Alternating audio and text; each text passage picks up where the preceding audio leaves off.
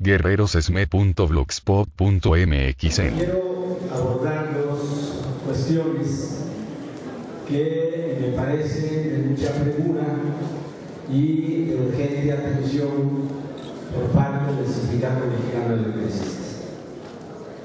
Como seguramente están todos enterados, en estos días, antes de que concluya el mes de agosto, prácticamente la semana ya se está agotando, Enrique Peña Nieto anunció desde el 11 de agosto que antes de concluir el mes de agosto, que ya se agota, va a decretar la creación del CENACE, del Centro Nacional de Control de Energía. Este es el primer hecho que quiero comentar. El segundo hecho es que de acuerdo a lo que se establece en nuestra Constitución y en la Ley Federal del Presupuesto Federal, antes del 8 de septiembre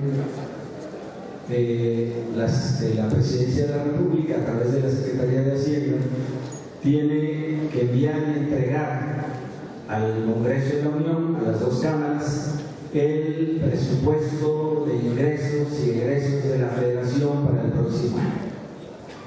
Como pueden observar, son dos hechos que nos afectan, como lo voy a argumentar, y que requieren de toda nuestra atención. El primero es la creación del CENACE, que ya anunció Enrique Peña Nieto. Hizo un listado de 10 acciones con el propósito de acelerar en tiempos el proceso de privatización. Si ustedes se van a las leyes reformadas, se van a encontrar que en realidad uno de los transitorios establece que hay un plazo que no exceda los 6 meses para la creación del CENACE, pero en el decálogo que hizo público para festinar la contrarreforma en materia constitucional y en leyes secundarias del patrimonio energético, anunció, y fue en cadena nacional, que se adelantaban todos los tiempos y particularmente la creación del Centro Nacional de Energía. ¿Por qué es importante? Porque a través del CENACE es como van a regular, como van a operar, como le van a dar el marco de funcionamiento a lo que ellos llaman el mercado eléctrico mayorista, que no es otra cosa más que la entrega del patrimonio nacional energético en materia de servicio público y no de la energía eléctrica en México.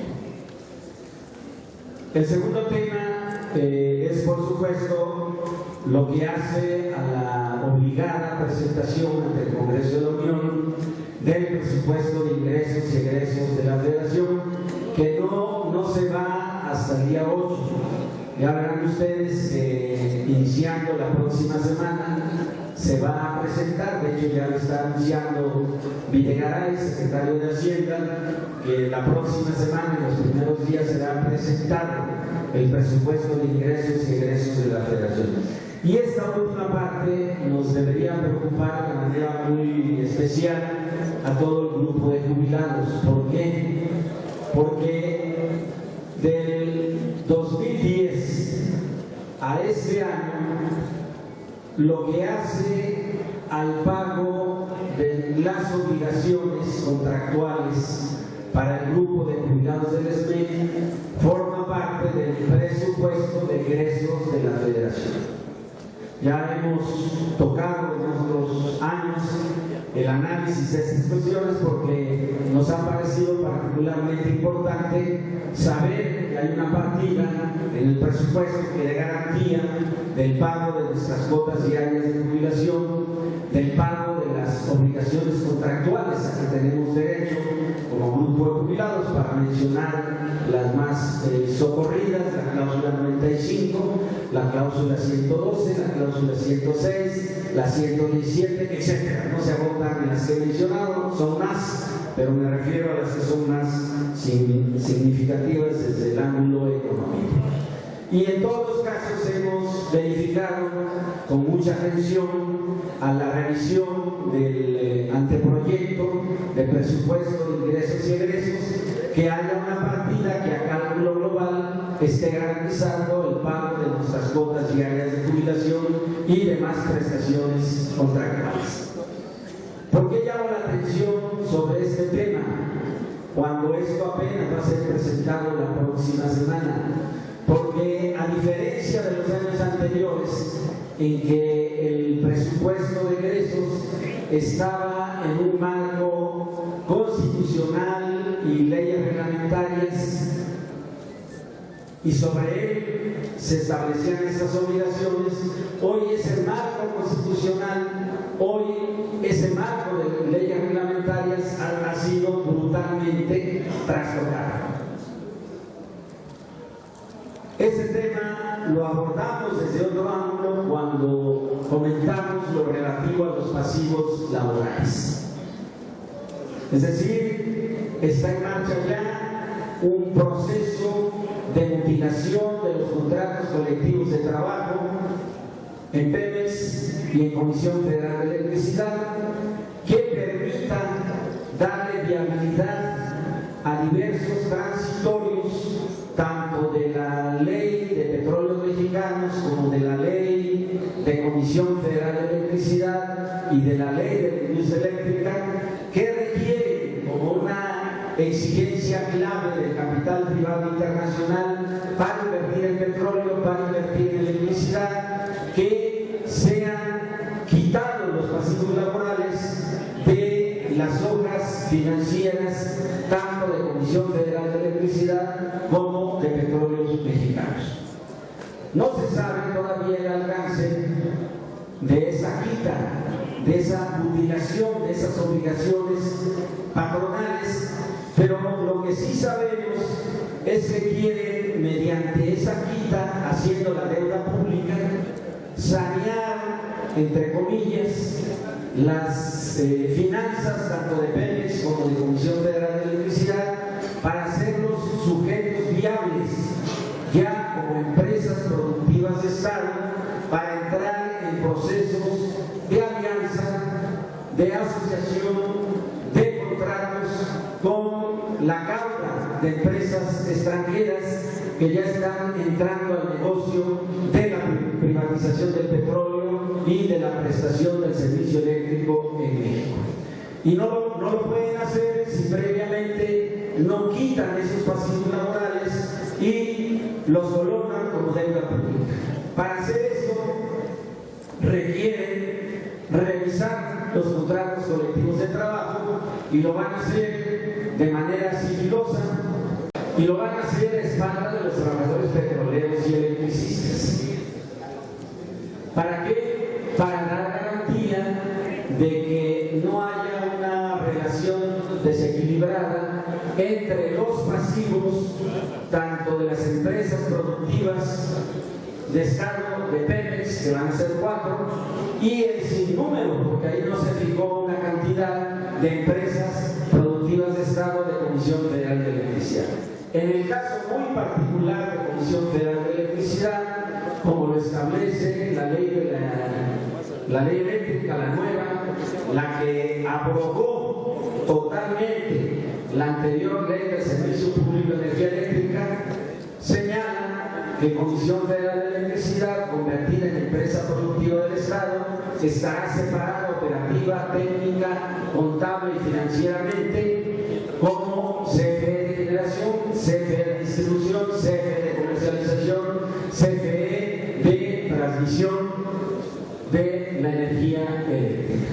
Y cada una de esas empresas productivas de Estado, como subsidiarias y a través de filiales, podrá establecer todo tipo de alianzas, contratos, etcétera, con el capital privado. En ese caso no van a ser 4 como en el caso de Petróleos Mexicanos, sino van a ser un sinnúmero. Imaginemos, por ejemplo, para lo que hace a Monterrey, ahí está operando una planta de generación de capital privado que eventualmente puede llegar a un proceso de asociación con alguna empresa productiva o subsidiaria regional o localmente de Comisión Federal de Electricidad.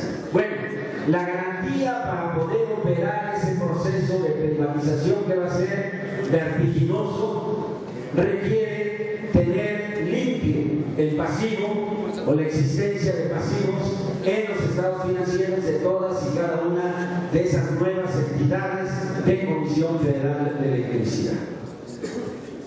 Y aquí viene la pregunta que flota en el aire para todos nosotros. Bueno, y en el caso de nosotros, por un lado, se habla de que técnicamente el contrato colectivo de trabajo ya no existe. Sí lo es para el caso de jubilados, pero se señala que dado que ya hubo una sentencia de la Suprema que dio por bueno el laudo de la Junta Federal de Conciliación, que a su vez daba por terminada las relaciones individuales y colectivas y daba por terminado el contrato colectivo de trabajo, no hay contrato. Aquí el asunto es mucho más complicado, porque ¿cómo puede mover un pasivo laboral que existe contablemente? Y yo sé que a algunos no les gusta que yo hable de pasivo laboral, pero si ustedes toman los estados financieros, ese es el título que tienen. En efecto, son obligaciones patronales, pero están catalogadas, están etiquetadas como pasivo laboral. El asunto aquí es que, dada la naturaleza de nuestro contrato colectivo de trabajo, los pasivos laborales están relacionados con la infraestructura. ¿Por qué? Porque así se estableció en el contrato colectivo de trabajo las obligaciones patronales desde que esto era Mexican Life, cuando logramos en 1934 el pago de las primeras cuotas diarias de jubilación. Por eso resulta extremadamente importante estar atentos la próxima semana para checar en qué condiciones, bajo qué conceptos, bajo qué ramos, etcétera, viene garantizado el pago de nuestras cuotas diarias de jubilaciones y demás prestaciones contractuales.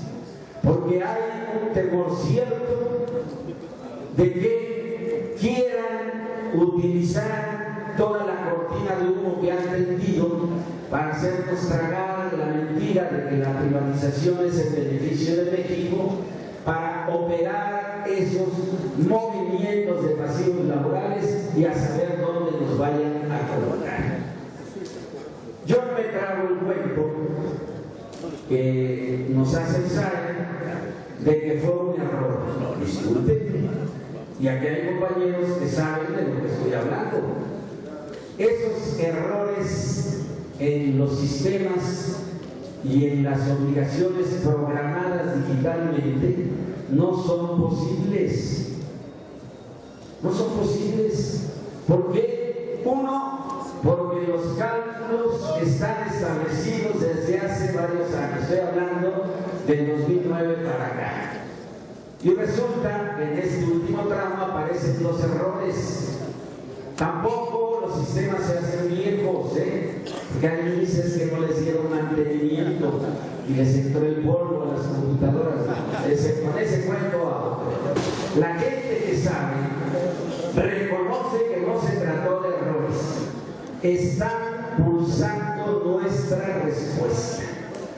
Están midiendo el grado de respuesta que pueda dar el Sindicato Mexicano de Electricistas.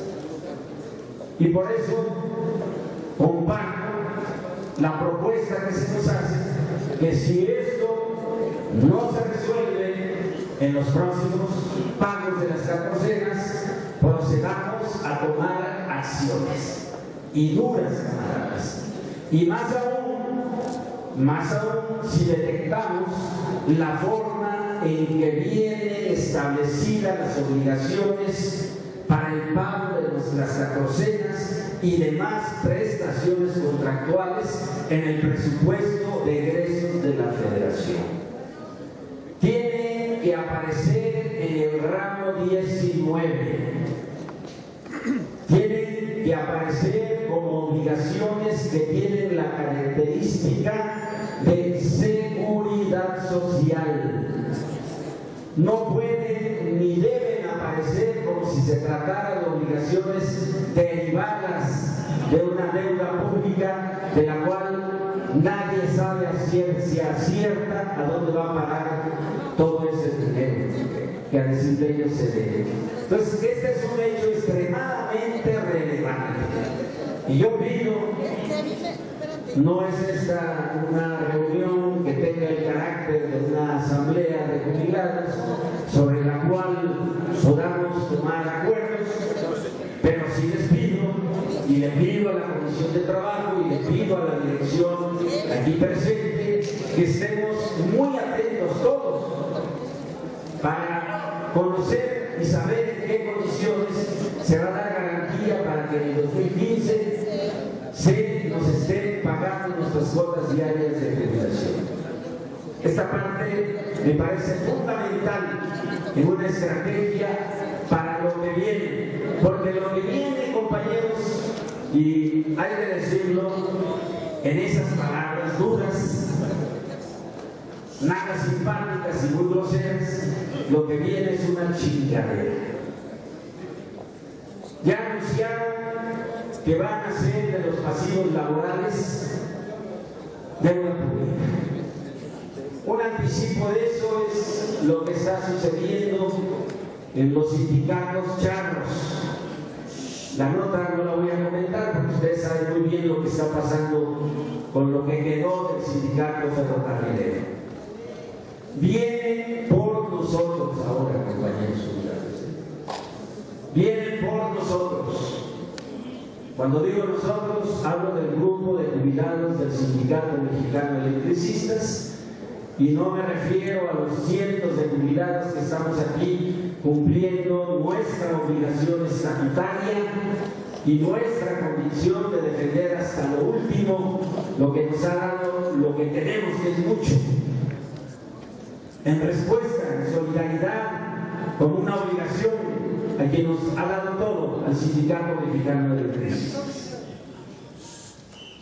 Y me refiero a los que estamos aquí, pero también muchos que por diversas razones que no voy a analizar en este momento, pero que le vamos a entrar a ese análisis, no están con nosotros ya desde hace algún tiempo.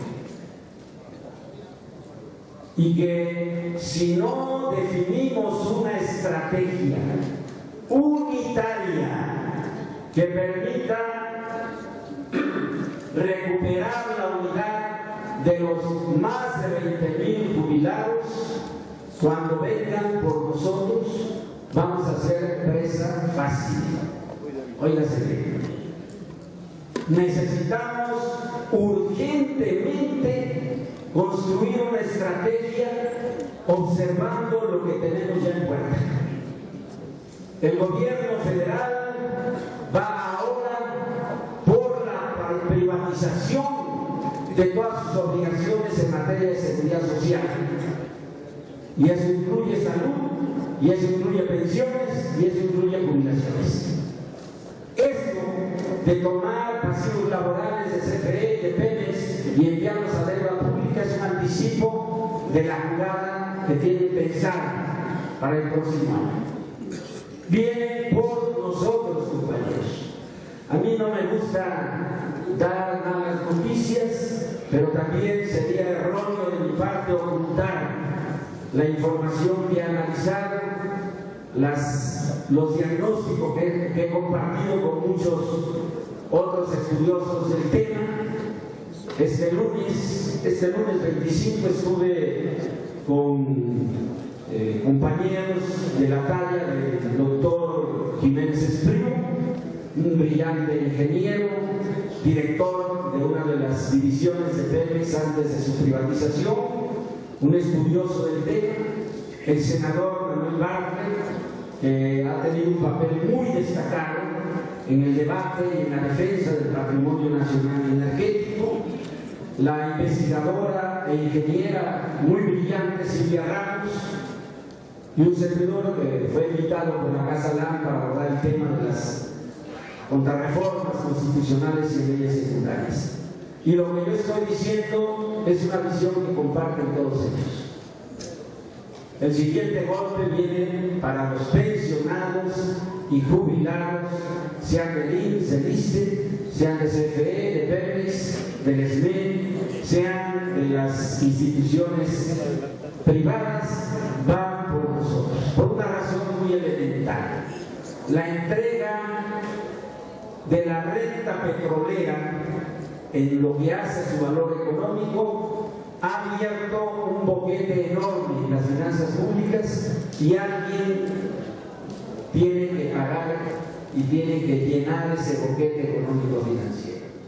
Y no ven a otro sujeto más que a los pensionados y jubilados. Así están las cosas y es obligada la pregunta para tener certeza de lo que nos estamos enfrentando. ¿Lo vamos a permitir, camaradas? Ese no tiene que nutrirse de diagnóstico y de estrategia. Y por ello, con cierto tiempo estoy planteando este tema, aunque de manera obligada tenemos que revisar el presupuesto de egresos e ingresos de la Federación para a partir de ahí dar el primer paso en defensa de lo que es de nosotros, de lo que es un derecho contractual, de lo que desde hace décadas nos los han dedicado compañeros que ya no están con nosotros, pero que han sido dignos defensores del Sindicato Mexicano de Electricistas. Y el otro tema es relativamente más simple, camaradas. En estos días y antes de que concluya el mes de agosto, aparecerá publicado en el Diario Oficial de la Federación el compromiso, así lo dijo públicamente Peña Nieto, del decreto de creación del Centro Nacional de Control de Energía. La gran pregunta, la que subyace, es en qué condiciones. Porque, escúchense, en la parte relativa de ese transitorio de la Ley de Electricidad Eléctrica, dice que Comisión Federal de Electricidad tendrá que desincorporar bienes y a través de SAE. ¿Por qué? Porque el SENACE va a ser un organismo público descentralizado. Qué curioso. Privatizan a CFE y a Pemex y para garantizar la privatización crean un nuevo organismo público descentralizado. Bueno, hasta ahí las cosas, pero el SAE está ahí para garantizar la enajenación y entrega de ciertos bienes al SENACE. El SENACE va a regular el proceso de operación del mercado eléctrico mayorista. Va a regular las redes generales de transmisión y las redes generales de distribución. En esta parte, reconozco, no soy experto, pero sé algo. El SENACE va a requerir el control del anillo de 400 y del anillo de 230 por lo menos. Y cuando hablamos de control, estamos hablando de propiedad concreta, propiedad real sobre redes de transmisión y de distribución y sistemas de subestaciones de potencia. Y la pregunta es más concreta: ¿de dónde van a salir? Para ser más enfático, ¿cómo le van a hacer en la región central del país? El valor estratégico de Luz y Fuerza del Centro no radicaba en su capacidad de generación, menos del 1% para la época, para el año 2009. No. El valor estratégico de Luz y Fuerza del Centro estaba en ser un nodo, como nos explicaron nuestros compañeros de la comisión técnica de aquellos años, una comisión que debería estar funcionando en este tiempo porque resulta vital ese nos decían: todo el sistema eléctrico nacional tiene como nodo central la región central del país, porque por ahí pasa, por ahí llega, por ahí se transmite toda la energía a nivel nacional. Y luego entonces, en mi caso, tengo muy claro que la creación del SENACE va a implicar la enajenación de bienes de luz y fuerza del sector que están en comodato con Comisión Federal de Electricidad. Y ligado a esto, fondos de reserva y pasivos laborales que están relacionados como valor productivo con toda esta infraestructura eléctrica. Hay un documento que ha circulado entre ustedes, son algunas propuestas, algunas, no quiere decir que estén agotadas o que sean las únicas, en donde estamos planteando dos propuestas. Uno, un emplazamiento formal para que en el mes de octubre se concreten las propuestas de reinserción laboral. He escuchado con mucha atención la exposición que nos ha hecho Eduardo Badilla como secretario de Trabajo. Tengo algunas preguntas, las voy a formular, sabrá la dirección si las pueda responder. Me llama la atención la carta de intención. Aproveché el tiempo que estuve sentado para hacer una consulta vía digital, tanto directa como indirecta, y la respuesta que tengo es que hay que conocer la naturaleza de una carta de intención.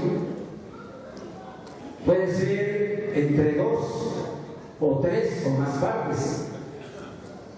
En algunos casos puede tener un valor jurídico vinculante y en otro caso ciertos compromisos que pueden o no cumplirse. Entonces es relevante el asunto. Algo conozco de esto porque el tiempo que estuve como secretario de Jubilados me tocó la discusión en lo que hizo finalmente un documento que reconozco, lo que se llamó el memorándum de entendimiento. En ese memorándum de entendimiento, para mí tiene el valor de una carta de intención, pero con valor vinculante, se reconoció el problema de los presos políticos, se reconoció y su libertad, se reconoció el tema de los derechos de los jubilados y se planteó primordialmente el asunto de la reinserción laboral. En ese mismo acuerdo o memorándum de entendimiento, el gobierno reconoció y poca atención se le ha puesto a esa parte, por una palabra muy elegante que utilizaron, pero que a final de cuentas señala que se requiere enderezar el proceso de liquidación y extinción de luz y fuerza. Y para hacerlo, tienen que cumplir obligadamente la reinserción laboral. Aquí estoy hablando ya de la parte precisa, que es el SENACE, que va a ser decretado en estos días antes de que concluya agosto. Cuando el presidente anuncia que adelanta un tiempo, no quiere decir que a partir de ahí se mueven sus funcionarios, no. Ya ahorita antes de que decrete, ya se están haciendo, ya están terminados los arreglos para dar garantía de los bienes materiales que va a manejar el SENACE para poder comenzar a operar como regulador del mercado eléctrico mayorista. Ahí está la importancia de ambos temas sobre los que pido la atención de todos ustedes y de la dirección, a efecto de lo que nos han anunciado vaya compasado con algo que es irremediable, que no es otra cosa más que la puesta en operación de todo el proceso de privatización. Lo que han hecho los debates no alcanza el mayor calificativo que el de traidores a la patria. Está peor que Santana cuando entregó más de la mitad del territorio nacional. Estamos en el inicio de un proceso de integración total y subordinada en lo económico y en lo político al imperio del norte. Vamos en la vía de hacer de México no la posibilidad de una nación soberana e independiente, sino de un protectorado. Se le llama así a una relación entre estados, entre uno que no tiene la capacidad para tener autonomía de estado y el poderoso, o protectorado o semicolonía. Si dejamos pasar a los vendepatrias, México no tiene futuro. Lo que le vamos a heredar a nuestros hijos va a ser la nada. Es momento, es tiempo de alzar los brazos, de no bajar la guardia y de continuar luchando para garantizar la sobrevivencia del SME, la recuperación de nuestro trabajo y de ahí para adelante, camaradas. Esas son mis propuestas, ustedes las pueden ver y espero que sean consideradas por ustedes y tomadas en cuenta por la dirección. Muchas gracias. guerrerosesme.blogspot.mx